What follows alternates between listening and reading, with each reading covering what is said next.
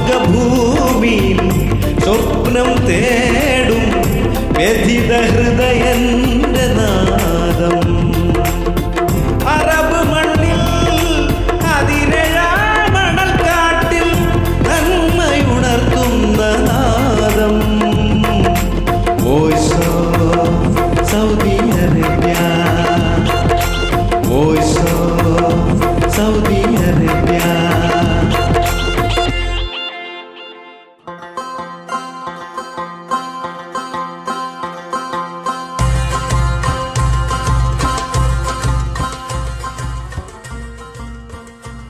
ഇസ്ലാം അങ്ങേയറ്റം വെറുക്കുന്ന തീവ്രവാദത്തിന്റെ വിഷവിത്തുക്കൾ സൗദിയിലെ അബഹയിൽ വീണ്ടും വിലപ്പെട്ട 15 ജീവനുകൾ എടുത്തിരിക്കുകയാണ്.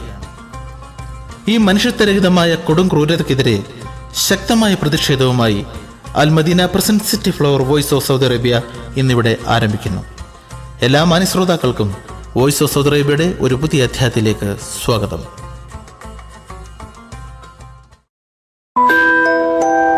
City Flower Department Stores, Riyadh, Dammam, Hafar al-Batin, Hayl, Buraida, Jubail, Manama, Bahrain. City Flower Hypermarket, Manila Plaza, Batta, Riyadh. City Flower, you wish it, we have it. Shifa Al Jazeera Polyclinic, Family Clinic and Ikama Baldia Medical Center, Batta, Riyadh. 24 മണിക്കൂറും പ്രവർത്തിക്കുന്ന patient care വിഭാഗം Shifa Al Jazeera polyclinic.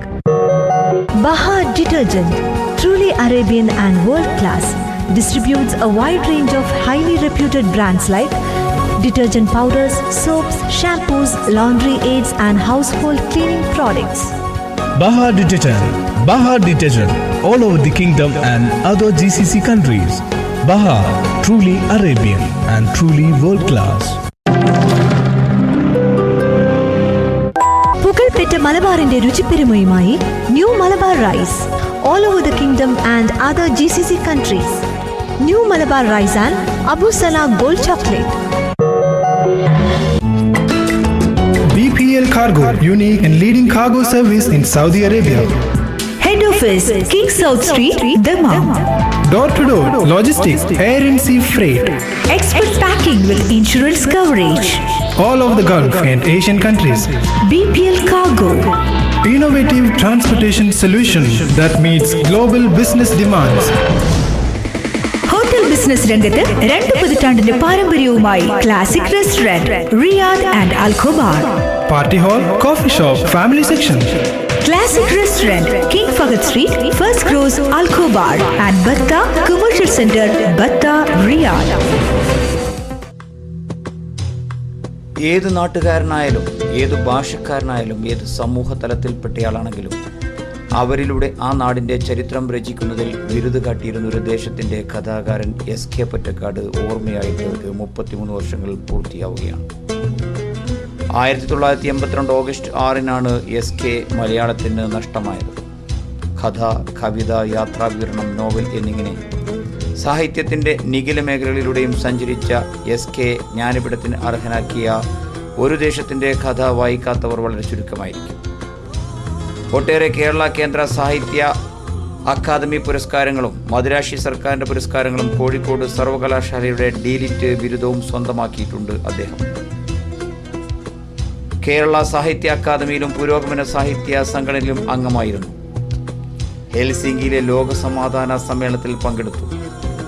ഒരു കാലത്ത് മലയാളത്തിലെ കഥാവായനക്കാരെയും യാത്രാപ്രേമികളെയും ഏറെ ആകർഷിച്ചിരുന്ന എസ് കെ പൊറ്റക്കാടിനെ അനുസ്മരിച്ചുകൊണ്ട് City Flower presents Smrithi Madhuram ഇന്നിവിടെ ആരംഭിക്കുന്നു.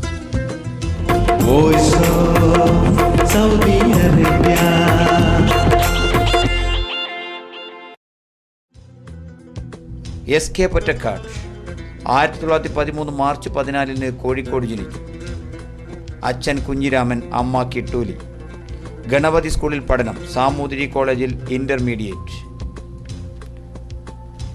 ആദ്യത്തെ കഥ പ്രസിദ്ധീകരിച്ചത് കോളേജ് മാഗസിനിലാണ്, രാജനീതി എന്ന കഥ. കോഴിക്കോട് കോൺഗ്രസ് രജത ജൂബിലി സമ്മേളനത്തിൽ നടന്ന കവിതാ മത്സരത്തിൽ ബടന്റെ പുറപ്പാട് എന്ന എസ് കെ കവിത സമ്മാനാർഹമായി. അന്നത്തെ ആനുകാലികളിൽ കഥകളും കവിതകളും പ്രത്യക്ഷപ്പെട്ടു തുടങ്ങി.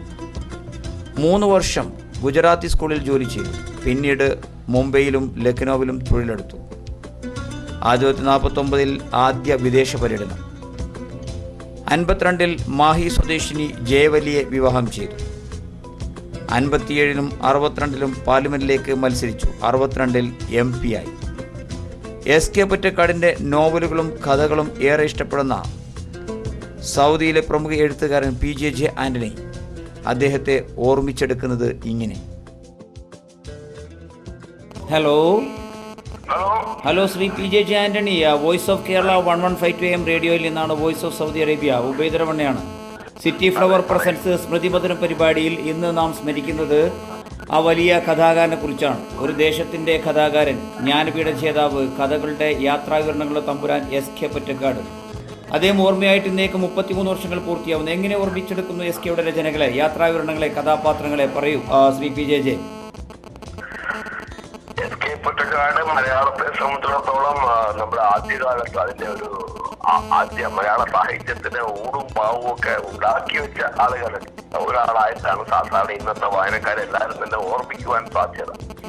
പിന്നെ അദ്ദേഹം സാഹിത്യത്തിന്റെ എല്ലാ മേഖലയിലേക്കും പങ്കെടുത്തിട്ടുണ്ട്, അല്ലെങ്കിൽ അതിലെല്ലാം ഭാഗപക്കായിട്ടുണ്ട് എന്നുള്ള അദ്ദേഹത്തെ സംബന്ധിക്കുന്ന ഒരു സവിശേഷത. ഇന്ന് ആളുകൾ കഥ എഴുതുന്ന ആളുകൾ കഥ മാത്രവും, നോവൽ മാത്രം എഴുതുന്ന ഒരു കാലഘട്ടത്തിൽ നിന്ന് നോക്കുമ്പോൾ അത് വളരെ വിശാലമായ ഒരു സാഹിത്യത്തെ സംബന്ധിക്കുന്ന ഒരു പരിപ്രേക്ഷ്യം നമുക്ക് നൽകുന്നുണ്ട്. യാത്രാവിവരണം എഴുതി, അദ്ദേഹം കവിത എഴുതി, നാടകം എഴുതി, സിനിമയ്ക്ക് തിരക്കഥ എഴുതി, നോവൽ എഴുതി. അദ്ദേഹം കൈവെക്കാത്ത ഒരു മേഖലയുമില്ല. ആ മേഖലയിലൊക്കെ ഓർമ്മിക്കത്തക്ക ചില അദ്ദേഹം അവശേഷിപ്പിക്കുകയും ചെയ്തിട്ടുണ്ട്. ഇന്ന് ഒരുപാട് ആളുകൾ അദ്ദേഹത്തെ ഓർക്കുന്നത് പലപ്പോഴും പറയാനുള്ള എളുപ്പത്തിൽ സഞ്ചാര സാഹിത്യമാണെന്നൊക്കെ പറയുന്നത്. ഇന്നത്തെ ഒരു പശ്ചാത്തലം നോക്കുമ്പോൾ ഇന്ന് അത് ദൂരസ്ഥലങ്ങളെ കുറിച്ച് അദ്ദേഹം കരുതിയ കാര്യങ്ങൾ ഇന്ന് അതിനത്ര പ്രസക്തിയൊന്നുമുള്ള ഒരു കാര്യമല്ല. എന്നാൽ അദ്ദേഹത്തിന്റെ നോവലുകൾ അങ്ങനെയല്ല. അത് തീർച്ചയായിട്ടും മലയാളികളുടെ ജീവിത അനുഭവങ്ങളിലെ കുറെ അധികം കാലം ഇനി നിലനിൽക്കുമെന്നാണ് എന്റെ വായന എന്നോട് പറയുന്നത്. പ്രത്യേകിച്ച് ഞാൻ ഓർക്കുന്ന അദ്ദേഹത്തിന്റെ 3 നോവലുകളാണ്. ഒന്ന്, അത് ആ പേര് തന്നെ രസകരമാണ്, ഒരു ദേശത്തിന്റെ കഥ, ഒരു തെരുവിന്റെ കഥ, വിഷകന്യക. ഇത് 3 എന്റെ മനസ്സിലേക്ക് ആദ്യം അല്ലെങ്കിൽ പെട്ടെന്ന് ഓർമ്മിക്കാനെടുക്കുന്ന 3 നോവലുകൾ. ഇത് 3 കാണിക്കുന്നത് അദ്ദേഹത്തിന്റെ ആ ഒരു തന്റെ തെരുവ്, തന്റെ ദേശം, പിന്നെ ആ ദേശത്തെ സംബന്ധിച്ച് അനലൈസ് ചെയ്യുന്ന, അല്ലെങ്കിൽ അതിനെ വളരെ വ്യക്തമായിട്ട് ഇഴപിടിച്ച് നോക്കുന്ന, അതിന്റെ ചില കാര്യങ്ങൾ ഇഴപിടിച്ച് മൊത്തത്തിലായിട്ട് കൊണ്ടുവരുന്ന വിഷകന്യക എന്ന നോവല് കേരളത്തെ കുറിച്ച് വളരെയധികം നമ്മളോട് പറയുന്ന ഒരു കാര്യമാണ്. തെരുവിന്റെ കഥ എന്ന് പറയുന്ന വാസ്തവത്തിൽ ഏറ്റവും അന്നത്തെ ഒരുപക്ഷെ എനിക്ക് തോന്നുന്നു തകഴി തോട്ടിയുടെ കഥ എഴുതിയ മാതിരിയുള്ള വളരെ വ്യത്യസ്തമായ ഒരു കാര്യമായിരുന്നു. ഒരു തെരുവിലെ കഥ പറയും. ഒരുപക്ഷെ മലയാള സാഹിത്യത്തിൽ എനിക്ക് ഏറ്റവും അധികം ആദ്യകാലത്ത് എന്നെ ത്രസിപ്പിച്ച നോവലായിരുന്നു. ഇങ്ങനെയുമൊക്കെ നോവൽ എഴുതാമോ, ഇത്തരം ആളുകളെയും നോവലിലേക്ക് കൊണ്ടുവരാൻ പറ്റുമോ? അപ്പൊ തന്റെ സോഷ്യൽ കമ്മിറ്റ്മെന്റ്, സാമൂഹിക അവബോധം വളരെ കൃത്യമായി, അതിന് വ്യക്തിപരമായ സവിശേഷത ഉണ്ടായിരുന്നു. അതായത് പൊതുവായിട്ടുള്ള ഏതെങ്കിലും കമ്മ്യൂണിസത്തിന്റെ പുറകെ പോകുകയല്ല, കോൺഗ്രസ് ആവുകയോ അല്ല, സവിശേഷമായ രീതിയിലാണ് തന്റെ സാമൂഹ്യ വീക്ഷണത്തെ അദ്ദേഹം അവതരിപ്പിക്കുന്നത്. അതിനദ്ദേഹം ഉപയോഗിച്ചതാണ് ഈ 3 നോവലുകളും. തെരുവിന്റെ കഥ നമ്മൾ പറഞ്ഞു. രണ്ടാമത്തത് ദേശത്തിന്റെ കഥയിലെ വാസ്തവത്തിൽ അതിലെ നായകൻ SK പൊറ്റക്കാട് തന്നെയാണെന്നാണ് പറയുക. അദ്ദേഹം ദേശത്തെ കാണുകയാണ്, രാജ്യത്തെ കാണുക, അതിന്റെ മാറ്റങ്ങൾ അത് മാറിക്കൊണ്ടിരിക്കും എന്നതിനെ അംഗീകരിക്കുന്ന ഒന്നാണ്. ഒന്നിനും സ്ഥായി ഭാവമില്ല. ജീവിതവും ഈ പ്രത്യയശാസ്ത്രങ്ങളും ഒക്കെ എല്ലാ കാര്യങ്ങൾക്കും ഒരു മാറ്റമുണ്ട്. മാറിക്കൊണ്ടാണ് ഇരിക്കുന്നത് മനുഷ്യർ. അത് മുന്നോട്ട് പോകണം, അത് കേൾച്ചിട്ട് കാര്യമില്ല എന്നൊരു ഒരു സന്ദേശം അതിനകത്തുണ്ടെന്നാണ് എനിക്ക് വായിച്ചപ്പോൾ തോന്നിയിട്ടുള്ളത്. വിഷകന്യയായിട്ട് ഇന്നും ഒരുപാട് പുനർവായനകൾക്ക് സാധ്യതയുള്ള ഒരു പുസ്തകമാണ്. ഇന്ന് ലോക സാംസ്കാരിക രംഗത്ത് തന്നെ അധിനിവേശം എന്ന് പറയുന്നത് ഒരുപാട് ചർച്ച ചെയ്യപ്പെടുന്ന ഒരു കാലഘട്ടത്തില് പണ്ടൊക്കെ നമ്മൾ അതിനെ കുടിയേറിപ്പാർന്ന തിരുവിതാംകൂർ മലബാറിലെ കുടിയേറിപ്പാർന്നുള്ള ജീവിതം എന്ന് പറഞ്ഞ ഒരു ചെറിയ കള്ളിൽ വിഷകന്യയും ഒതുക്കാവുന്നത്. ഇന്ന് അധിനിവേശം എന്ന് പറയുന്നത്, അത് ലോകത്ത് എല്ലായിടത്തുമുണ്ട് അധിനിവേശം എന്ന് പറയുന്നത്.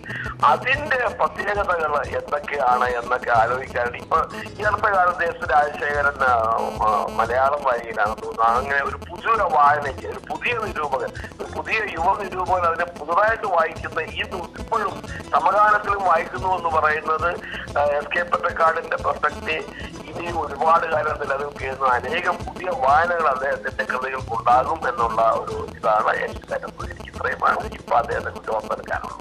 Thank you mister P J G. അതോടൊപ്പം തന്നെ അദ്ദേഹത്തിന്റെ കാലഘട്ടത്തെ പുതിയ കാലഘട്ടവുമായി ചേർത്ത് വെക്കുമ്പോൾ ആ കാലഘട്ടത്തിലൊക്കെ തന്നെ കോഴിക്കോടൻ പരിസരങ്ങളിൽ വളരെ വലിയ രൂപത്തിലുള്ള മതസൗഹാർദ്ദം നിലനിന്നിരുന്നു എന്നുള്ളതാണ്. അതിന് നേതൃത്വം നൽകിക്കൊണ്ട് ഉറൂബിനെ പോലുള്ള, ബഷീറിനെ പോലുള്ള, കാരൂരിനെ പോലുള്ള, കെ ടി മോഹനെ പോലുള്ളവർ അവരൊരു സൗഹൃദ സംഘം ഉണ്ടായിരുന്നു. കൂടിച്ചേരൽ, കഥ പറച്ചിലുകൾ, വളരെ നല്ലൊരു അന്തരീക്ഷം. ആ ഒരു അന്തരീക്ഷം ഇന്ന് നമ്മുടെ കേരളീയ അന്തരീക്ഷത്തിലുണ്ടോ? എവിടെ പോയി? എന്താണ് അതിന്റെ കാരണം?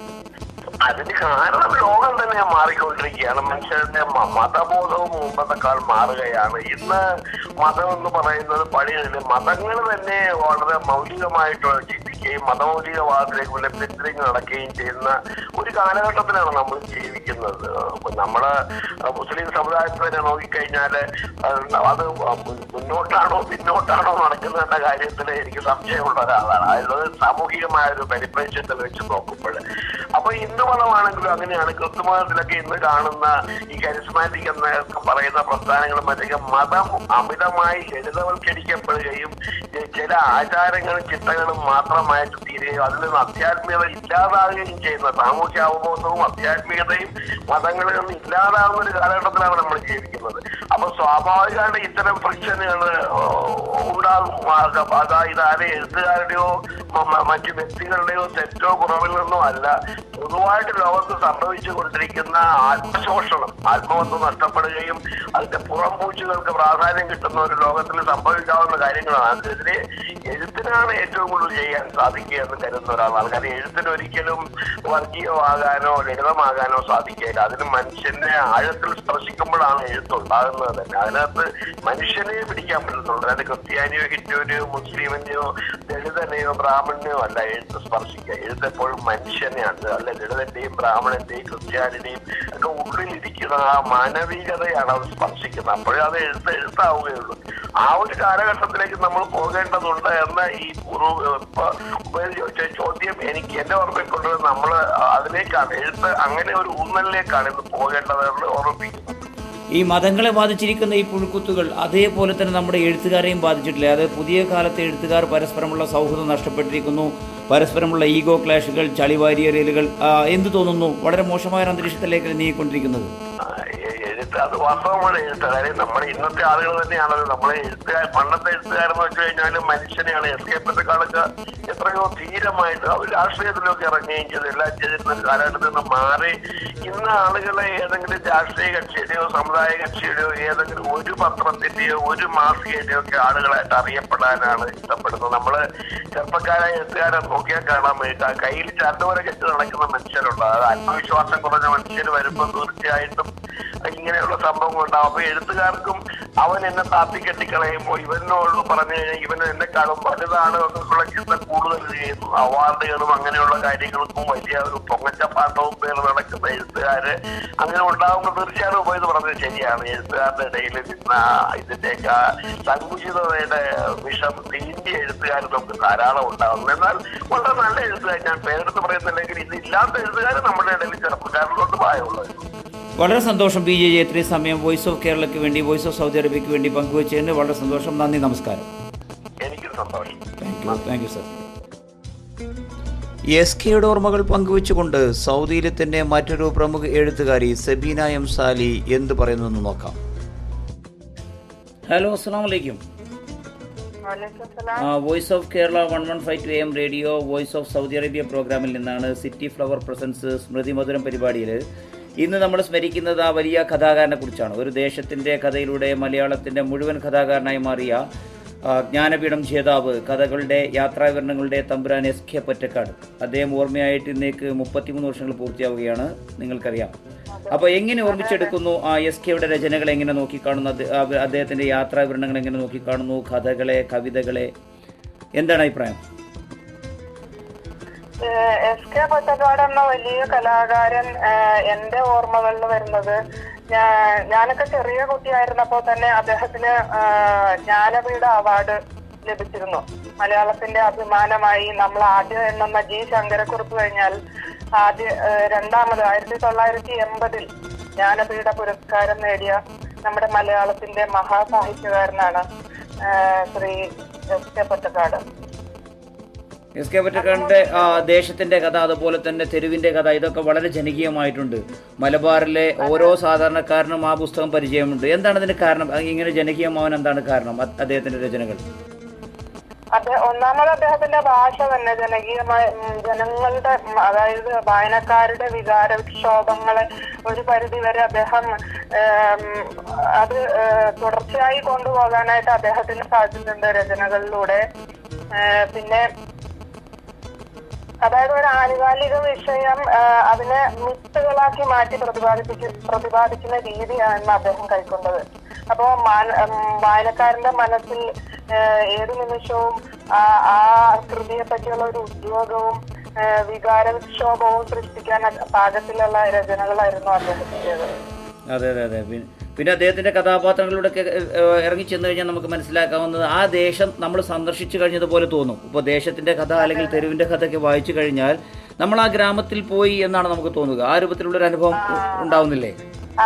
അങ്ങനെ ഒരു റിയാലിറ്റി അദ്ദേഹത്തിന്റെ രചനകളിലുണ്ട്. അങ്ങനെ ലോകമെമ്പാടും സഞ്ചരിച്ച് ഇങ്ങനെ മലയാളികൾക്ക് വേണ്ടി അദ്ദേഹം, അതുപോലെ വേറൊരു സാഹിത്യകാരൻ ഉണ്ടായിട്ടില്ല എന്നതാണ് സത്യം.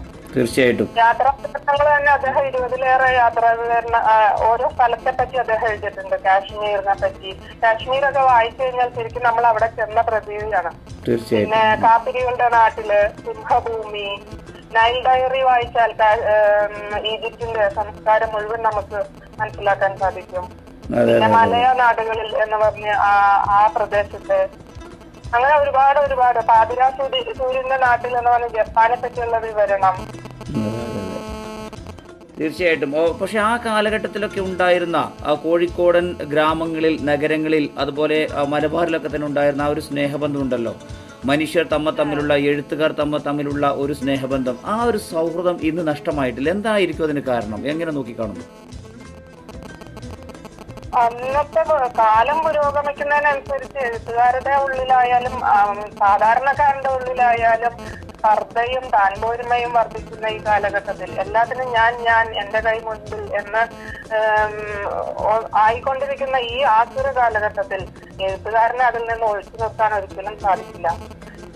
സ്വന്തം കൃതികളെ മാത്രം പ്രൊമോട്ട് ചെയ്യുകയും മറ്റുള്ളവരുടേത് വില കുറച്ച് കാണിക്കുകയും ചെയ്യുന്ന ഒരു സ്വഭാവം ഇന്ന് എഴുത്തുകാരിലും വന്നുകൊണ്ടിരിക്കുന്നു. അത് ശരിക്കും പറഞ്ഞാൽ ദുഃഖകരമായ ഒരു സാഹചര്യമാണ്. തീർച്ചയായിട്ടും ഈ ഒരു പരിപാടിയിൽ നമ്മോട് സംവദിച്ചതിന്, ഈ ഒരു വിഷയത്തിൽ പങ്കെടുത്തുകൊണ്ട് സംസാരിച്ചതിന് അങ്ങേയറ്റം നന്ദിയുണ്ട്. നന്ദി, നമസ്കാരം. മലയാളികൾക്ക് സഞ്ചാര സാഹിത്യത്തിൻ്റെ പുതിയതായ ലോകം അനുഭവവേദ്യമാക്കിയ SK പൊറ്റക്കാട് ഇനിയും ഒട്ടേറെ വർഷങ്ങൾ മലയാളി വായനക്കാർക്കിടയിൽ ജീവിക്കുക തന്നെ ചെയ്യും. SKയുടെ ഓർമ്മകൾക്ക് മുമ്പിൽ ആദരാഞ്ജലികളോടെ. Saudi Arabia. Al Madina presents City Flower voice of Saudi അറേബ്യയിൽ അടുത്തതായി Saras presents news media Saudi വാർത്തകൾ. ആതുര സേവന രംഗത്തെ പ്രശസ്തരായ ഡോക്ടർമാരുടെ സേവനവുമായി ഒരു അത്യാധുനിക ആതുരാലയം. Safa Makkah polyclinic and medical diagnostic centre, Batha Riyadh, Hara Riyadh. Safa Makkah, the satisfaction of complete health care. Click on home appliances, kitchen appliances, lighting devices, entertainment products. Click on electronics and home appliances. Click on make it yours.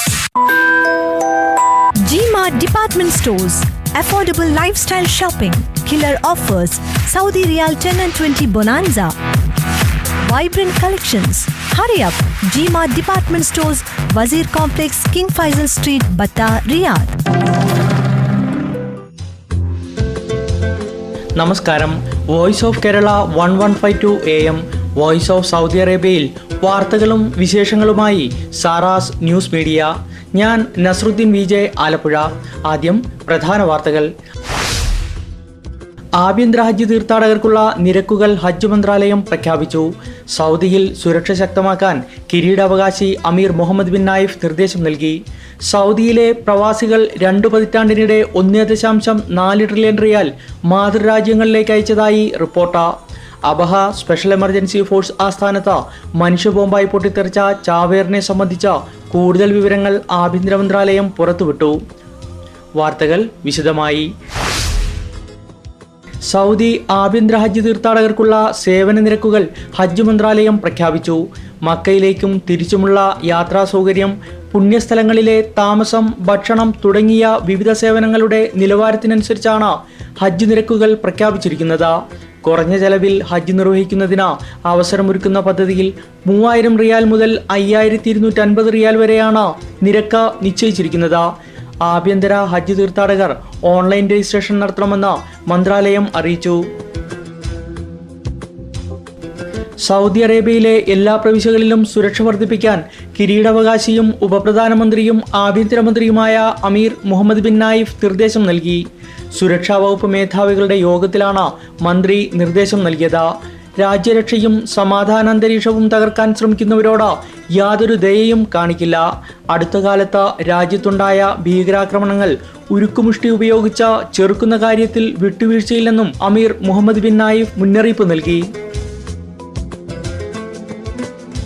സൗദിയിലെ Abha special emergency force ആസ്ഥാനത്ത് മനുഷ്യബോംബായി പൊട്ടിത്തെറിച്ച ചാവേറിനെ സംബന്ധിച്ച് കൂടുതൽ വിവരങ്ങൾ ആഭ്യന്തര മന്ത്രാലയം പുറത്തുവിട്ടു.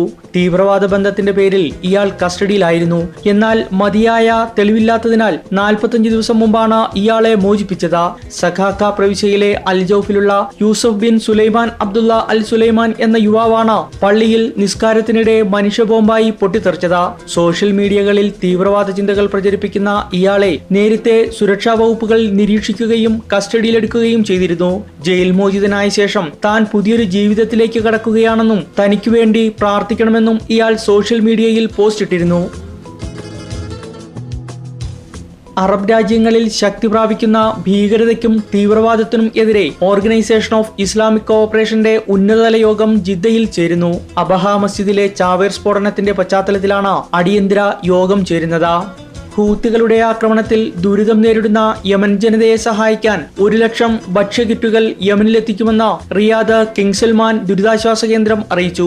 മുസ്ലിം World League, Food and Agricultural Organization, ജീവകാരുണ്യ സംഘടനകൾ എന്നിവയുടെ സഹായത്തോടെയാണ് ഭക്ഷ്യവസ്തുക്കൾ യമനിലെത്തിക്കുന്നതെന്ന് ദുരിതാശ്വാസ കേന്ദ്ര മേധാവി അബ്ദുള്ള അൽ റബീഹ് പറഞ്ഞു. സൗദി അറേബ്യയിൽ ജോലി ചെയ്യുന്ന വിദേശികൾ 2 ദശകത്തിനിടെ 1.4 ട്രില്യൺ റിയാൽ ബാങ്കുകളും മണി എക്സ്ചേഞ്ചുകളും അടക്കമുള്ള ധനകാര്യ സ്ഥാപനങ്ങൾ വഴി വിദേശങ്ങളിലേക്ക് അയച്ചതായി ഏറ്റവും പുതിയ കണക്കുകൾ വ്യക്തമാക്കുന്നു. 1994 മുതൽ 2015 ജൂൺ 30 വരെയുള്ള കാലയളവിലാണ് വിദേശികൾ ഇത്രയും ഭീമമായ സംഖ്യ ധനകാര്യ സ്ഥാപനങ്ങൾ വഴി മാതൃരാജ്യങ്ങളിലേക്ക് അയച്ചത്. സൗദി വിപണിയിൽ മത്സ്യത്തിന് വില ഉയർന്നതോടെ ചെറുകിട മത്സ്യക്കച്ചവടക്കാരും റെസ്റ്റോറന്റുകളും പ്രതിസന്ധിയിൽ. യമനിൽ സഖ്യസേന വ്യോമാക്രമണം ആരംഭിച്ചതോടെ ജിസാനിലും യമനിലും മത്സ്യബന്ധന മേഖല സ്തംഭിച്ചതാണ് സൗദി വിപണിയിൽ മത്സ്യത്തിന് വില ഉയരാൻ കാരണം. 4 മാസം മുമ്പുണ്ടായിരുന്ന വിലയുടെ ഇരട്ടിയാണ് ഇപ്പോൾ ചില്ലറ വിൽപ്പന വില. സാധാരണ പ്രവാസികൾ ഏറ്റവും കൂടുതൽ ഉപയോഗിക്കുന്ന മത്തി, അയല, കിളിമീൻ എന്നിവയുടെ വില 3 ഇരട്ടിയായി ഉയർന്നു. ജിസാനിൽ മത്സ്യബന്ധനം സജീവമാകുന്നതോടെ മത്സ്യവിപണിയിൽ വില കുറയുമെന്ന പ്രതീക്ഷയിലാണ് വ്യാപാരികളും ഉപഭോക്താക്കളും. വേനലവധി കഴിഞ്ഞ രാജ്യത്തെ വിദ്യാലയങ്ങൾ ഈ മാസം 23-ന് തുറന്നു പ്രവർത്തിക്കും. സ്കൂൾ കെട്ടിടങ്ങളുടെ ഭദ്രതയും സുരക്ഷയും ഉറപ്പുവരുത്തുന്നതിന് പരിശോധന ആരംഭിച്ചു. സർക്കാർ സ്വകാര്യ വിദ്യാലയങ്ങൾക്ക് പുറമെ ഇന്റർനാഷണൽ സ്കൂളുകളിലും വിദ്യാഭ്യാസ വകുപ്പ് കെട്ടിടങ്ങളുടെ കാര്യക്ഷമതാ പരിശോധന തുടങ്ങിയതായി ഡയറക്ടർ അബ്ദുൽ അസീസ് അൽ മിസ്നത്ത് പറഞ്ഞു.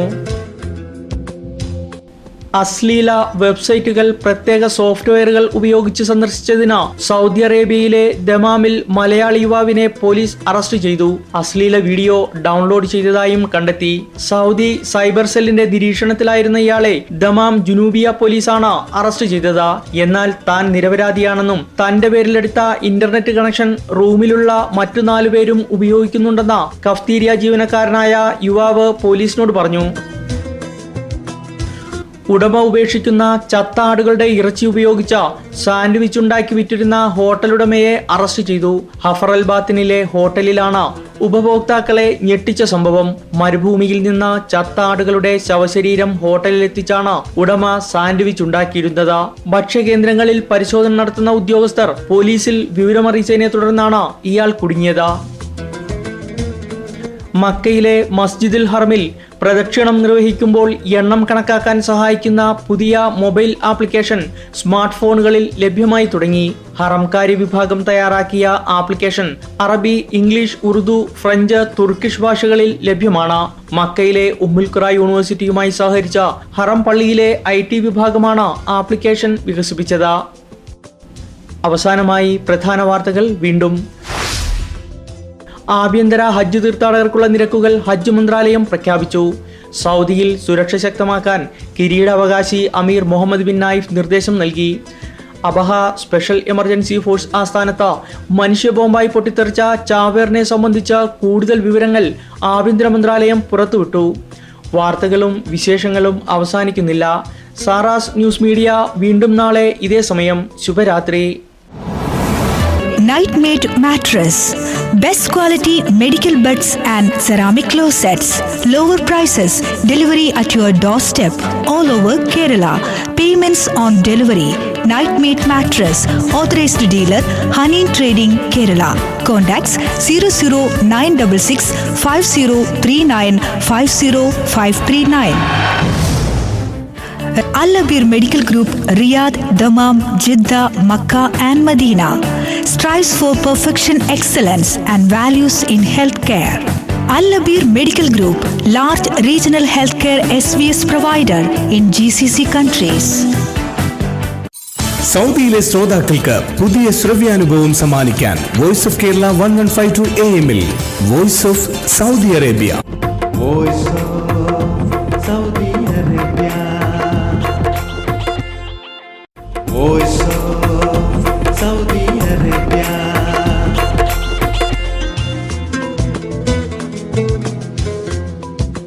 Al-Madina presents City Flower Voice of Saudi Arabia. Grand Mark Dammam presents Family Telecast. 4 ചോദ്യങ്ങൾ 4 ഉത്തരങ്ങൾ, കൈനിറയെ സമ്മാനങ്ങൾ. ഈ ഉത്സവകാലം ആഘോഷിക്കൂ കലർപ്പില്ലാത്ത കൈപുണ്യത്തോടൊപ്പം, സാറാസിനോടൊപ്പം.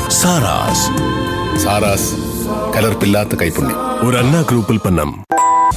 രജബ് കാർഗോ റിയാദ് ബത്തയിൽ രജബ് കാർഗോയുടെ പുതിയ ഷോറൂം ആരംഭിക്കുന്നു. Rajab Cargo, Cargo, Courier and Logistics, India, UAE, Bahrain, Kuwait, Oman, Qatar and Saudi Arabia. Saras കലർപ്പില്ലാത്ത കൈപുണ്യം. 3.5 പതിറ്റാണ്ട് കാലത്തെ പാരമ്പര്യവുമായി സാറാസ് എല്ലാ ഹൈപ്പർ മാർക്കറ്റുകളിലും സൂപ്പർ മാർക്കറ്റുകളിലും ലഭ്യം. സാറാസ് കലർപ്പില്ലാത്ത കൈപുണ്യം. Marketed by AAK foods, Riyadh. Grand Hyper Dammam presents Family Telequiz അറിവിൻ്റെ ലോകം എന്ന പരിപാടിയിലേക്ക് സ്വാഗതം. ഈ പരിപാടിയിലൂടെ സൗദിയിലെ ശ്രോതാക്കളുമായി വോയിസ് ഓഫ് സൗദി അറേബ്യ പ്രവർത്തകർ സംവദിക്കുന്നു. മതം, സാഹിത്യം, പൊതുവിജ്ഞാനം എന്നീ 3 ചോദ്യങ്ങൾക്ക് ഉത്തരം നൽകിയാൽ പിന്നെ ഒരു കുസൃതി ചോദ്യം സൗജന്യമായി നൽകുന്നു. ആ കുസൃതി ചോദ്യങ്ങൾക്ക് പിന്നിട്ടാൽ ശ്രോതാക്കൾക്ക് ഒരു കവിതയോ ഗാനമോ അതല്ലെങ്കിൽ ഏതെങ്കിലും സിനിമയിലെ അത്യുഗ്രൻ ഡയലോഗോ ആവശ്യപ്പെടാവുന്നതാണ്. ഗ്രാൻഡ് ഹൈപ്പർ മാർക്കറ്റ് ദമാമിൻ്റെ വിലയേറിയ സമ്മാനങ്ങൾ നിങ്ങളെ കാത്തിരിക്കുന്നു. ഇതാ ഇവിടെ ആരംഭിക്കുകയായി. ആരാണ് ആദ്യത്തെ ഭാഗ്യവാൻ? നമുക്ക് നോക്കാം.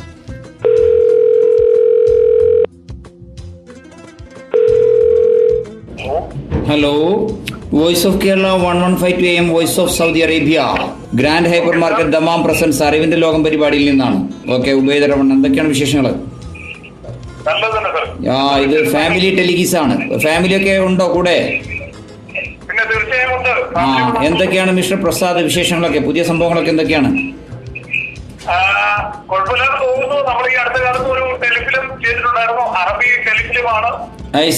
എന്താ ടെലിഫിന്റെ പേര്?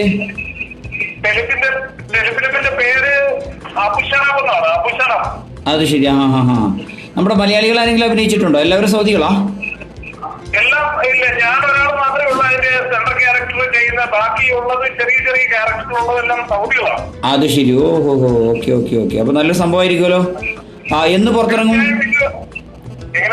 എന്ന് പുറത്തിറങ്ങും? ഇത് ഇവിടെ ഇത് ഓൾറെഡി നമ്മുടെ ഇവിടുത്തെ ഗവൺമെന്റ് യൂണിവേഴ്സിറ്റി തരത്തിലുള്ള ഒരു കോമ്പറ്റീഷന് വേണ്ടിയിട്ടാണ് ഇത് ചെയ്തത്. അത് ശരി. ഓക്കെ ഓക്കെ, അങ്ങനെയാണല്ലേ. അപ്പോൾ താങ്കൾ കുറേയധികം നാടകത്തിലും അതുപോലെ തന്നെ ഡോക്യുമെന്ററിയിലൊക്കെ അഭിനയിക്കേണ്ടതായിട്ടുണ്ടല്ലോ. എങ്ങനെ നോക്കിക്കാണുന്നതിന് എത്രത്തോളം ആയിട്ടുണ്ട്? ഇപ്പോൾ ഏതെല്ലാം നാടകത്തിൽ അഭിനയിച്ചിട്ടുണ്ട് സൗദി അറേബ്യയിൽ? സൗദി അറേബ്യയിൽ ഞാൻ ചെയ്തിട്ടുള്ള പറയുന്നത് 2-3 നാടകങ്ങൾ ചെയ്തിട്ടുള്ളൂ. ഒന്ന് നമ്മുടെ ജയൻ തിരുമല ചെയ്ത നാടകവും മറ്റു പറയുന്നത് അത് കൂടാതെ വേറെ ഒരു കോമഡി നാടകം, അങ്ങനെ ചെറിയ ചെറിയ നാടകം മാത്രമേ ചെയ്തിട്ടുള്ളൂ. നാട്ടിൽ ഈ രംഗത്തുണ്ടായിരുന്നു? നാട്ടിൽ മുമ്പ് ഈ രംഗത്തുണ്ടായിരുന്നു? നാട്ടില് ഞാൻ ഏതാണ്ട് 50ഓളം സിനിമയിൽ അഭിനയിച്ചിട്ടുണ്ട്. അത് ശരി. ചെറുതും വലുതുമായ പല റോഡുകളിലായിട്ടല്ലേ? അതെ അതെ. ഓക്കെ. കുടുംബത്തിന്റെ സപ്പോർട്ട് എത്രത്തോളം ഉണ്ട് നിങ്ങളുടെ ഈ ഒരു പരിപാടികളോട്? കലാ, സംഗീതം, ഈ ഒരു പരിപാടികളോടൊക്കെ വൈഫിന്റെ അതുപോലെ തന്നെ മക്കളുടെ ഒക്കെ സപ്പോർട്ട്? അങ്ങനെ പറയുകയാണെങ്കിൽ വൈഫ് വരയ്ക്കുന്ന ആളാണ്. വൈഫിന്റെ പേരെന്താ? വൈഫ് ടീച്ചറല്ലേ? അല്ല, വൈഫ് നേഴ്സ് ആയിരുന്നു. ഇപ്പോൾ ക്യാമറ ആണ്. ആക്ച്വലി വീഡിയോഗ്രാഫർ ആണ്, ഫോട്ടോഗ്രാഫർ ആണ്, എഡിറ്റർ ആണ്. അത് ശരി. പ്രസാദ് നാട്ടിലെവിടെയാണ്? ഞാൻ നാട്ടിൽ കോട്ടയം. കോട്ടയത്ത് പഠിച്ചതൊക്കെ എവിടെയായിരുന്നു? കോട്ടയത്ത് നിന്ന് ഏതാണ്ട് ഒരു 20 കിലോമീറ്റർ മുമ്പോട്ട് പോകണം. കിഴക്കോട്ട് പോകുന്ന റൂട്ടിലാണ്. 14 മൈലിനടുത്താണ്. അത് ശരി. ഓക്കെ. പഠിച്ചതൊക്കെ ഏത് കോളേജിലായിരുന്നു പഠിച്ചതൊക്കെ?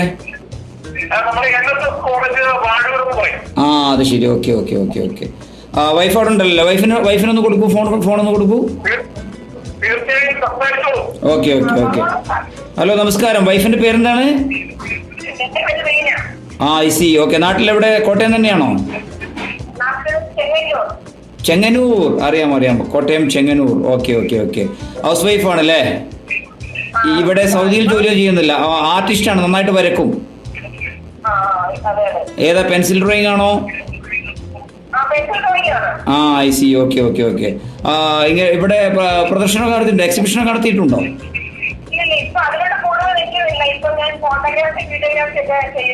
ഓക്കെ. ഫോട്ടോഗ്രാഫി നാട്ടിൽ നിന്ന് പഠിച്ചതാണോ അല്ല ഇവിടെ വന്ന് ചേട്ടനോടൊപ്പം? I see. ഗുഡ്. ഓക്കെ. നമ്മളിത് വോയിസ് ഓഫ് കേരള 1152 AM റേഡിയോക്ക് വേണ്ടി വോയിസ് ഓഫ് സൗദി അറേബ്യ പ്രോഗ്രാമിൽ നിന്നാണ്. ഗ്രാൻഡ് ഹൈപ്പർ ദമാം പ്രസൻസ് അറിവിന്റെ ലോകം. ഓക്കെ. ഫാമിലി ടെലിവിഷൻ പ്രോഗ്രാമാണ്. ഓക്കെ. ഇതിൽ നമ്മൾ 4 ചോദ്യങ്ങളാണ് ചോദിക്കുന്നത്. ഈ 4 ചോദ്യങ്ങൾക്ക് ഉത്തരം പറഞ്ഞാൽ ഗ്രാൻഡ് ഹൈപ്പർ ദമാമിന്റെ ചില പ്രൈസുകളൊക്കെ ഉണ്ട്. അപ്പോൾ ചോദിക്കട്ടെ, ചില ചെറിയ ചോദ്യങ്ങൾ ചോദിക്കട്ടെ? ഓക്കെ. അപ്പോൾ ആദ്യമായിട്ട് മതം, റിലീജിയസ്. ഓക്കെ, മതവുമായിട്ട് ബന്ധപ്പെട്ടാണ്. ഓക്കെ. അതായത് ഹിന്ദു പുരാണങ്ങൾ അത് പുറത്തിറങ്ങിയത് ഏത് ഭാഷയിലാണ്? ഹിന്ദു വേദഗ്രന്ഥങ്ങൾ നിങ്ങൾക്കറിയാം, അത് ഏത് ഭാഷയിലാണ് പുറത്തിറങ്ങിയത്? ഹിന്ദു പുരാണങ്ങൾ ഏത് ഭാഷയിലാണ് പുറത്തിറങ്ങിയത്? മലയാള ഭാഷയിലാണോ, ഹിന്ദി ഭാഷയിലാണോ, ഉറുദു ഭാഷയിലാണോ? ഏത് ഭാഷയിലാണ് ഹിന്ദു പുരാണങ്ങൾ പുറത്തിറങ്ങിയത്? ക്ലൂ, അതൊരു പ്രാചീന ഭാഷയാണ്. ഇപ്പോൾ നമ്മൾ ഇവിടെ ഉപയോഗിക്കുന്ന ഭാഷയല്ല, ഇപ്പോൾ നമ്മൾ പ്രയോഗിക്കുന്ന ഭാഷയൊന്നുമല്ല, പ്രാചീന ഭാഷയാണ്. പക്ഷേ ആ ഭാഷയാണ് നമ്മുടെ ഇന്ത്യൻ പുരാണങ്ങളൊക്കെ തന്നെ ഇറങ്ങിയിരിക്കുന്ന അതേ ഭാഷ. അറിയാൻ തീർച്ചയായിട്ടും സാധ്യതയുണ്ട് നിങ്ങൾ. മലയാളമല്ല, തമിഴല്ല, പക്ഷെ അതിനോട് ചേർന്ന് നിൽക്കുന്ന മറ്റൊരു ഭാഷ. സംഗീതത്തിലൊക്കെ വരാറുണ്ട്, പറയാറുണ്ട്. അത് പഠിച്ചു. എങ്ങനെ? സംസ്കൃതം. Correct answer. സംസ്കൃത ഭാഷയാണ്. സംസ്കൃത ഭാഷയിലാണ് ഹിന്ദു പുരാണങ്ങൾ പുറത്തിറങ്ങിയത്. എങ്ങനെ? Thank you. ഞാൻ അങ്ങോട്ട് പറയുകയാണ്. ഇനി സാഹിത്യം. അടുത്ത സാഹിത്യമാണ് ചോദ്യം. മൈ സ്റ്റോറി, എൻ്റെ കഥ എന്ന് പറയുന്ന വളരെ പ്രശസ്തമായിട്ടുള്ളൊരു പുസ്തകമുണ്ട്. ഓക്കെ. അത് ജീവചരിത്ര കഥയാണ്. ആരാണ് എഴുതിയത്? ഓക്കെ. എങ്ങനെ?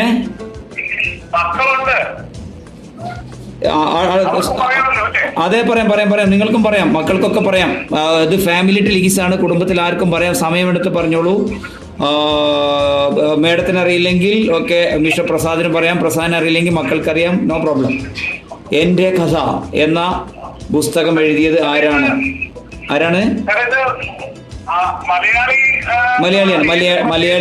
മലയാളിയാണ്. വളരെ പ്രശസ്തയായിട്ടുള്ള കവയത്രിയും അതുപോലെ തന്നെ എഴുത്തുകാരിയൊക്കെയാണ്. മാധവിക്കുട്ടി. Correct answer.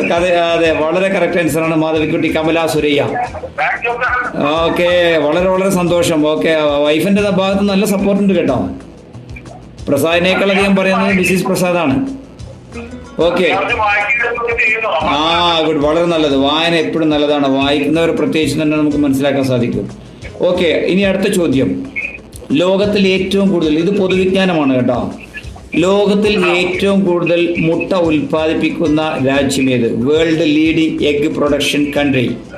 ഏറ്റവും അധികം മുട്ട ഉൽപ്പാദിപ്പിക്കുന്ന രാജ്യം ഇന്ത്യയാണോ, അതല്ല ബംഗ്ലാദേശാണോ, പാകിസ്ഥാനാണോ, ചൈനയാണോ, ഹോങ്കോങ് ആണോ? World leading egg production country, ഏറ്റവും കൂടുതൽ മുട്ട ഉൽപ്പാദിപ്പിക്കുന്ന രാജ്യം. ഏഷ്യൻ രാജ്യങ്ങളാണ്, ഏഷ്യൻ രാജ്യങ്ങളിൽ പെടുന്നതാണ്, യാതൊരു സംശയമില്ല. ഏഷ്യയിലെ വൻ ശക്തികളിൽ ഒന്നായിട്ട് വരും. ചെറിയൊരു ക്ലൂ പറയുകയാണെങ്കിൽ ചൈന. Correct answer. വളരെ ഞാൻ ക്ലൂ പറഞ്ഞതാണ്, അത് തെറ്റിപ്പോയത്. ഓക്കെ, ചൈനയാണ് കറക്റ്റ് ആൻസർ. അപ്പൊ 3 ചോദ്യങ്ങൾക്ക് ഉത്തരമായി. ഇനി ഒരേ ഒരു കടമ്പ കൂടെ കടക്കേണ്ടതുണ്ട്. അത് ഒരു കുസൃതി ചോദ്യമാണ്. ഓക്കെ, അപ്പോൾ ഇപ്പോഴത്തെ ഈ ഗൗരവമൊക്കെ ഒന്ന് ഒഴിവാക്കിയിട്ട് ഒരു തമാശ രൂപത്തിലേക്ക് വരിക. ഒരേ സമയം പോവാനും വരാനും പറ്റാത്ത ഇന്ത്യയിലൊരു ടൂറിസ്റ്റ് കേന്ദ്രം. ഇന്ത്യയിലെ ടൂറിസ്റ്റ് കേന്ദ്രത്തിന്റെ പേരാണ് പറയേണ്ടത്. ആ പേര് പറയുമ്പോൾ തന്നെ നിങ്ങൾക്ക് മനസ്സിലാവും അത് ഒരേ സമയം പോവാനും വരാനും പറ്റാത്ത സ്ഥലമാണ്. പേര് പറയുമ്പോഴേക്ക് കോംപ്ലിക്കേഷൻ ഉണ്ടാക്കുന്ന ഒരു സ്ഥലം, അതേതാണ്? 4ാമത്തെ ചോദ്യം. ആൻസർ പറഞ്ഞാൽ സമ്മാനമുണ്ട്. വളരെ ശ്രദ്ധയോടുകൂടി വേണം പറയാൻ. ടൂറിസ്റ്റ് ഇന്ത്യയിലെ വളരെ പ്രശസ്തമായിട്ടുള്ള ടൂറിസ്റ്റ് പ്രദേശമാണ്. ആ സ്ഥലത്തിന്റെ പേര് പറയുമ്പോൾ ഒരേ സമയം പോവാനും പറ്റില്ല, വരാനും പറ്റില്ല.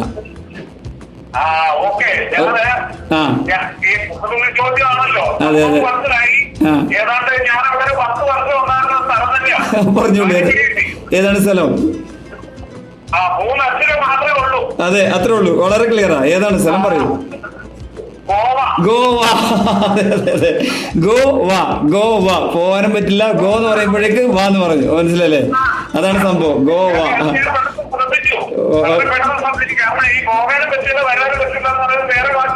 അതെ, വളരെ നിങ്ങൾ രണ്ടുപേരും ബുദ്ധിജീവികളാണ് കേട്ടോ, സമ്മതിച്ചു. നിങ്ങളെ മക്കളൊക്കെ അവിടെ ഉണ്ടോ? നിങ്ങളുടെ കൂടെ ഉണ്ടോ മക്കളൊന്ന് പരിചയപ്പെടാൻ? ഒന്ന് കൊടുക്കൂ, മക്കൾക്ക് കൊടുക്കൂ. ഓക്കെ. മോന്റെ പേരെന്താണ്? എന്താ മോളുടെ പേരെന്താ? ഏത് ക്ലാസ്സിലാണ് മോള് പഠിക്കുന്നേ? ഓക്കെ, നന്നായി പഠിക്കണം കേട്ടോ. ഭാവിയിൽ മോൾക്ക് ആരാനാവാനാണ് ആഗ്രഹം? ഭാവിയിൽ എന്താവാനാണ് ആഗ്രഹം? ഡോക്ടർ ആവണോ, ടീച്ചർ ആവണോ, എന്താണ് ആവേണ്ടത്? ഹലോ, ഡോക്ടർ ആവണം അല്ലേ? അത് ശരി. ഓക്കെ. ഞാൻ കേട്ടത് ഡോക്ടർ എന്നുള്ളതാണ്. എങ്ങനെ പഠിക്കാനൊക്കെ മോള് സൂപ്പറാ? അമ്മയെ പോലെ തന്നെ നന്നായി പഠിക്കുന്ന ആളാ?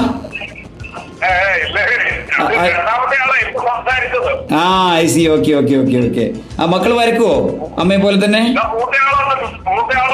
മൂത്തയാളോട് പറയൂ. മൂത്തയാളുടെ പേരെന്താ? I C. ഏത് ക്ലാസ്സിൽ പഠിക്കുന്നു മോനെ? 4th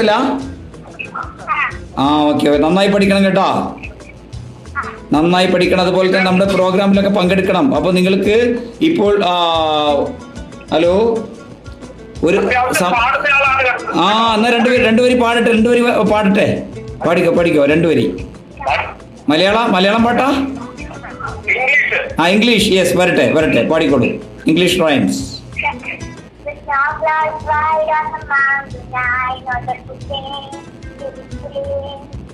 It's in the isolation, and it drips and the queen. But in this darling light, this rolling storm inside, we keep beating heaven outside. Thank you. Well done. Super ആയിട്ടുണ്ട് കേട്ടോ, നന്നായി പാടി. Okay. അപ്പൊ ഇനിയും നമ്മുടെ പ്രോഗ്രാമിനൊക്കെ വരണം, പങ്കെടുക്കണം. നമ്മൾക്ക് സമ്മാനം കിട്ടിയിട്ടുണ്ട്. 4 ചോദ്യങ്ങൾക്ക് ഉത്തരം പറഞ്ഞു. അപ്പോൾ നിങ്ങൾക്ക് ഈ പ്രോഗ്രാമിലൂടെ ഒരു കവിതയോ അല്ലെങ്കിൽ ഒരു ഗാനമോ അല്ലെങ്കിൽ ഒരു ഡയലോഗ് ആവശ്യപ്പെടാം. അപ്പോൾ നിങ്ങൾ എന്താണ് ആവശ്യപ്പെടുന്നത്? നമ്മുടെ റേഡിയോയിലൂടെ അത് പ്ലേ ചെയ്യുന്നതായിരിക്കും. എല്ലാ ദിവസവും രാത്രി 8 മുതൽ 9 മണി വരെ voice of Saudi Arabia programme. എന്താണ് വേണ്ടത്? കവിത വേണോ, ഗാനം വേണോ, അല്ലെങ്കിൽ ഡയലോഗ് വേണോ? കവിത താല്പര്യമുണ്ട്. ഏത് കവിതയാണ്? പ്രത്യേകിച്ച് ആരുടെയെങ്കിലും കവിത ആവശ്യമുണ്ടോ?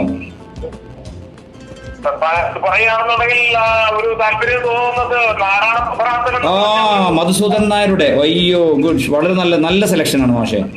നാറാണത്ത് ഭ്രാന്തൻ വളരെ പ്രശസ്തമായ കവിതയാണ്. മധുസൂദൻ നായരോട് തീർച്ചയായിട്ടും നമ്മുടെ ഈ പ്രോഗ്രാമിലൂടെ, വോയിസ് ഓഫ് സൗദി അറേബ്യ പ്രോഗ്രാമിലൂടെ കേൾക്കുക. നിങ്ങൾ സമ്മാനം വാങ്ങിക്കാൻ ഫാമിലിയായിട്ട് എല്ലാവരും ഒരുമിച്ച് വരിക കേട്ടോ. പ്രമാദ് ഓഡിറ്റോറിയത്തിലേക്ക് വരണം. ഓക്കെ, മറക്കരുത്. വളരെ സന്തോഷം നമ്മുടെ പ്രോഗ്രാമിൽ പങ്കെടുത്തതിന്, സമ്മാനം നേടിയതിന് വളരെ സന്തോഷം. നന്ദി, നമസ്കാരം. Okay, bye bye.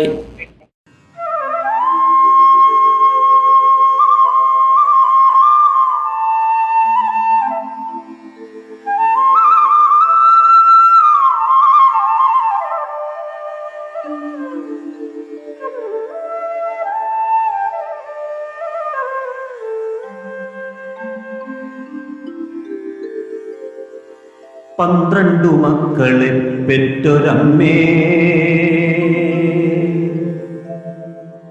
നിന്റെ മക്കളിൽ ഞാനാണ് ഭ്രാന്തൻ. 12 രാശിയും നീറ്റുമമ്മേ, നിന്റെ മക്കളിൽ ഞാനാണ് നാഥൻ.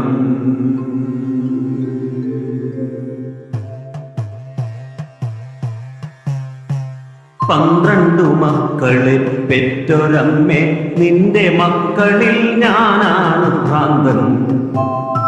12 രാശിയും നീറ്റുമമ്മേ, നിന്റെ മക്കളിൽ ഞാനാണ് നാഥൻ. എന്റെ സിരയിൽ നുരയ്ക്കും പുഴുക്കളില്ല, കണ്ണിലിരവിന്റെ പാഷാണത്തിമിരമില്ല. എന്റെ സിരയിൽ നുരയ്ക്കും പുഴുക്കളില്ല, കണ്ണിലിരവിന്റെ പാഷാണത്തിമിരമില്ല. ഉള്ളിനഗ്നികോണിൽ കാറ്റുരഞ്ഞ് തീചീറ്റുന്ന നഗ്നമാം ദുസ്വർഗ കാമമില്ല. വാഴ്വിൻ ചെതുമ്പിച്ച വാതിലുകൾ അടയുന്ന പാഴ്നിഴൽ പുറ്റുകൾ ഇതപ്പാറ്റിയുടയുന്ന ചിടകെട്ടി കേവലത ധ്യാനത്തിലുറയുന്ന ചുടുകാട്ടിലെരിയാതെരിഞ്ഞ തിരിയായി, ചുടുകാട്ടിലെരിയാതെരിഞ്ഞ തിരിയായി നേരു ചികയുന്ന ഞാനാണ് ഭ്രാന്തൻ. മൂകമുരുകുന്ന ഞാനാണ് മൂഢൻ, നേരു ചികയുന്ന ഞാനാണ് ഭ്രാന്തൻ. മൂകമുരുകുന്ന ഞാനാണ് മൂഢൻ.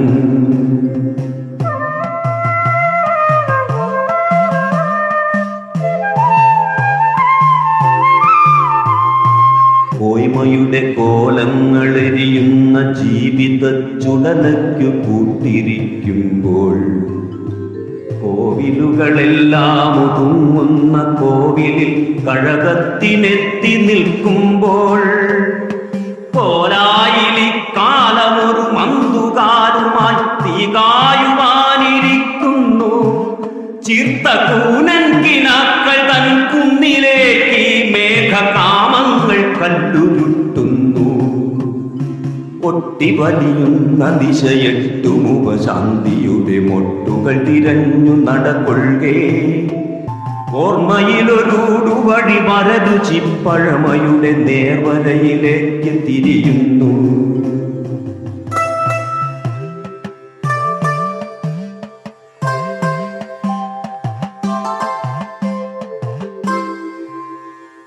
ഇവിടെയല്ലോ പണ്ടൊരദ്വൈതി പ്രകൃതി തൻ പ്രതശുദ്ധി വടിവാർന്നൊരെന്നമ്മയും മിച്ച് ദേവകൾ തുയിലുണരുമിട നാട്ടിൽ ദാരുകല ഭാവനകൾ വാർക്കുന്ന പൊന്നമ്പലങ്ങളിൽ പുഴകൾ വെൺപാവിനാൽ വെണ്മ നെയ്യും നാട്ടുകോഴിപ്പരപ്പുകളിൽ ഓതിരം കടകങ്ങൾ നേരിന്റെ ചുവടുറപ്പിക്കുന്ന കളരിയിൽ നാണം ചുവക്കും വടക്കിനി തിണ്ണയിൽ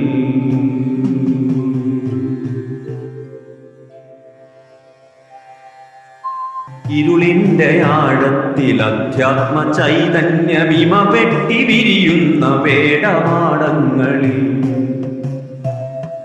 ഈറകളിളം തണ്ടിലാത്മബോധത്തിന്റെ ഈണം കൊരുക്കുന്ന കാടകപ്പൊന്തയിൽ പുള്ളും പരുന്തും കുരുത്തോലനാഗവും വള്ളുവച്ചിന്തു കേട്ടാടും വനങ്ങളിൽ ആടിമേഘം പുലപ്പേടി വേഷം കളഞ്ഞാവണി പൂവുകൾ നീട്ടും കളങ്ങളിൽ അടിയാർ നിറക്കുന്ന പാടപ്പറമ്പുകളിൽ അഗ്നിസൂക്ത സ്വരിത യജ്ഞപാടങ്ങളിൽ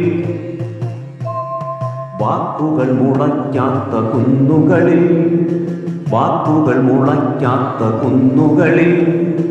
വർണ്ണങ്ങൾ വറ്റും ഉന്മതവാദ വിഭ്രമ ചുഴികളിൽ അലഞ്ഞതും കാർമണ്ണിലുയിരിട്ടൊരാശമേരാജ്യത്വമൂർച്ചരേണുക്കൾ ചൊരിഞ്ഞതും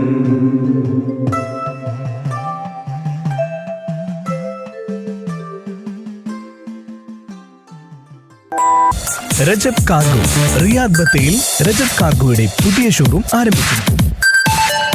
Rajab cargo, cargo, courier and logistics, India, UAE, Bahrain, Kuwait, Oman, Qatar and Saudi Arabia.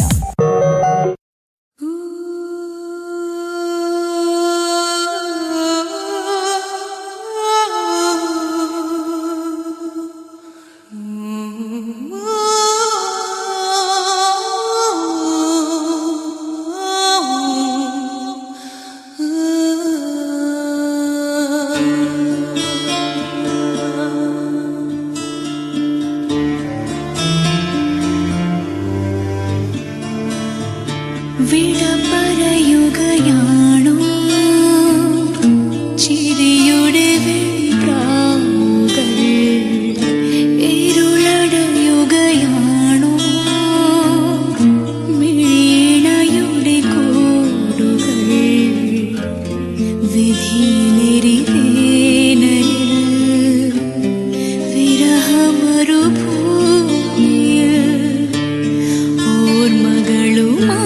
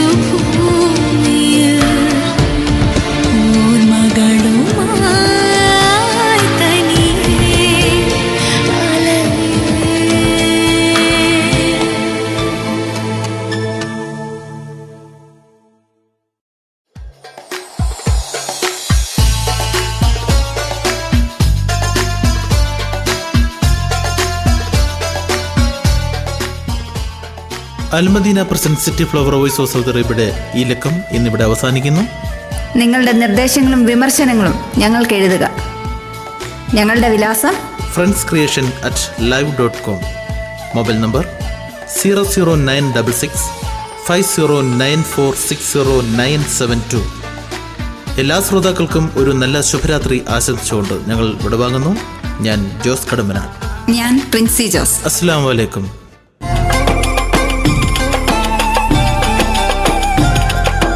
കാഫിലക്കൂട്ടങ്ങൾ മുസാഫിറുകൾ ദഫ് കൊട്ടിപ്പാടുന്ന നാദം സ്വർഗഭൂമിയിൽ സ്വപ്നം തേടും വ്യഥിത ഹൃദയന്റെ നാദം. അറബ് മണ്ണിൽ അതിരമണൽ കാട്ടിൽ നന്മയുണർത്തുന്ന നാദം. Voice of Saudi Arabia, voice of Saudi Arabia.